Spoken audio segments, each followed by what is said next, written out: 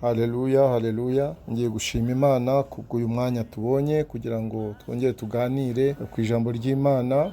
Muri kumwe nanone na Pastor Dr.GAKWAYA Emmanuel. Tugiye kuganira rero ku itegeko Yesu yahaye abigishwa be, ari naryo n'ubu ngubu natwe tugenderaho mu isezerano rishya. Avuga muri Yohana 15 umurongo wa 12, avuga ngo ngiri itegeko ryanjye, mukundane nk'uko nabakunze.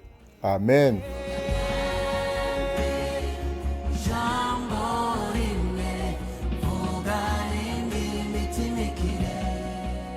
Hano ntabwo ari bwo bwa mbere Yesu yarahaye abigishwa be ijambo, itegeko rikomeye ryo gukundana, itegeko ry'urukundo, kuko yatangiye kubibabwira mu gice cya 13 kuva ku murongo wa 31 kugeza ku murongo wa 36, aho yababwiraga ko bakunda kugira urukundo rwa kivandimwe. Aho ngaho rero urabona, aho ngaho yaratangiye igice cya nyuma urebye cy'ubuzima bwe hano ku isi, bagiye gutangira kumugenza, kumwica.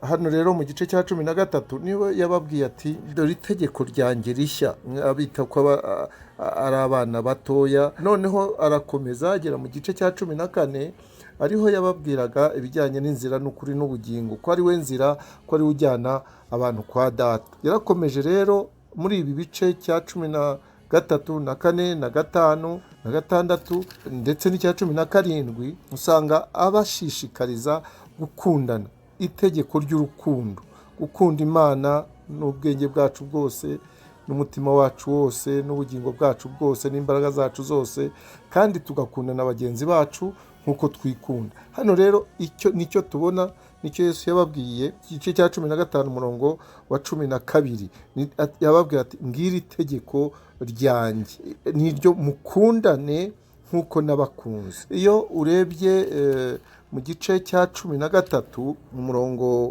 wa mbere, niho bavuga kuri kabe, havuga ngo urukundo yakunze abe bari mu isi nirwo yakomeje kubakunda kugeza imperuka. Haleluya. Yesu rero arashaka ko abana be, abavandimwe be, ndetse inshuti ze bakundana.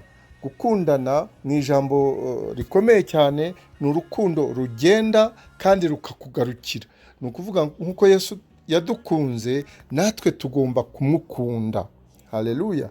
Nicyo ashaka, kuko iyo ukunda umuntu uranamwumvira, ntabwo wakumvira uwo udakunda. Kereka iyo itegeko kubw'itegeko ukabikora utabishaka, nabwo urabikora, ariko iyo nta rukundo rurimo n'ubushake buba ari bukeya.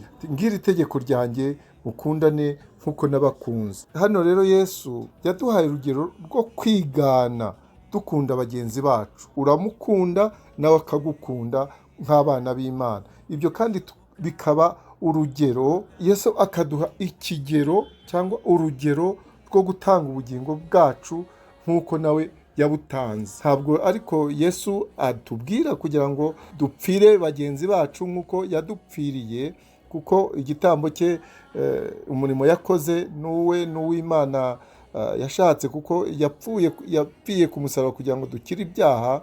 Ariko ntabwo ubu ngubu wapfira umuntu kugira ngo umukize ibyaha. Oya, ntabwo adusaba rero kugira ngo uwo dupfira muri ubwo buryo. Oya, ahubwo adusaba gutega amatwi bagenzi bacu, kubagira inama, gufashanya nabo, kubakomeza, gutanga icyo waba ufite kugira ngo ushobore kumufasha, kugira ngo umugoboke mu kibazo yaba arimo icyo ari cyo cyose. Hano rero nirwo rukundo Yesu ashaka mu bana be, mu nshuti ze, kuko yavuze ati sinkibita abagaragu, kuko umugaragu atamenya ibyo shebuja ashaka, ahubwo muri inshuti zanjye, turi n'abana b'Imana, nk'uko nawe ni imfura kwa data, ku Mana data niwe mfura.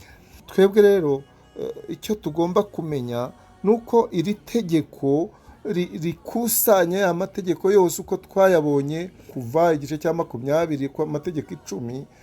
Iri tegeko niho iby'amategeko n'iby'ubuhanuzi niho bihurira byose. Iri tegeko ni itegeko gukunda Imana n'umutima wacu wose, n'ubwenge bwacu bwose, imbaraga zacu zose, n'ubugingo bwacu bwose, noneho tugakundana bagenzi bacu nk'uko twikunda. Iri tegeko rikubira hamwe byose ari amategeko, kuko ukunda Imana muri ubwo buryo ntacyo ushobora gukora kibi cyababaza umwami Imana, umwami Yesu.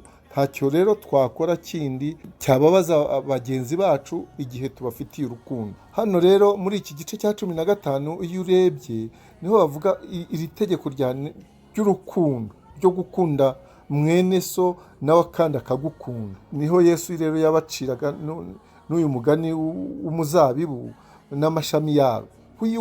Kuyo ishami rigumye ku muzabibu, umuzabibu uguma ugaburira ishami ibyo ibiyirimo.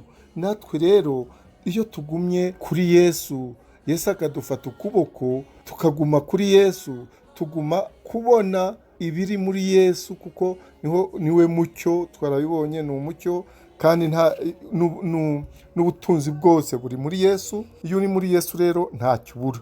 Ariko iyo ishami rivuye ku giti, ku muzabibu, riruma, ngo nta kiba gisigaye uretse kurijugunya mu muriro. Hano rero Yesu icyo adusaba ni ugukundana, kuko nubwo atari itegeko rishya, Yesu yavuze ko ari itegeko rishya, ariko usanga no mu gutegeka kwa 2 igice cya 6:5 tuvuga ngo ukundishe Uwiteka Imana yawe umutima wawe wose n'ubugingo bwawe bwose n'imbaraga zawe zose, kandi no gukunda mugenzi wawe. Mu Balewi igice cya 19:18 aho bavuga ngo ntugahore, ntukagirire inzika abo mu bwoko bwawe, ahubwo ukunde mugenzi wawe nk'uko wikunda. Amategeko rero nubwo ari itegeko rishya Yesu yaduhaye, itegeko ry'urukundo ni itegeko ryari ryanahozeho, ariko Yesu hano ashaka ko turigira iryacu. Uko ibi bihe byari bimeze igihe cya Yesu, hariho imyiryane yanga ko abigishwa be bashobora kuvurungana, ntibumvikane, bagasubiranamo. Yesu niyo mpamvu yababwiye ati mukundane. Nicyo cyari igisubizo cy'ibyo bihe bari barimo. Yesu rero yapfiriye icyo gihe abamukunda, apfira ndetse n'abamwanga. Ibyo rero Yesu adusaba byo kumukunda, byo kumwubaha, ni ukumwumvira.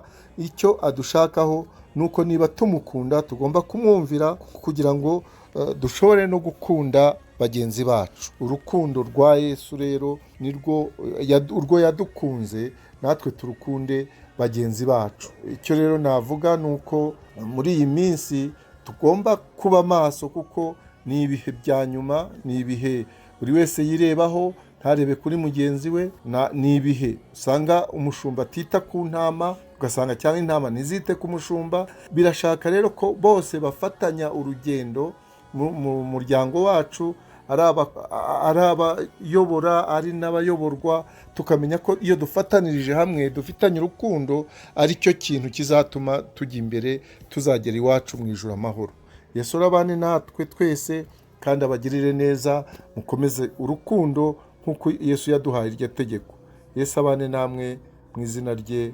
Amen, amen, amen.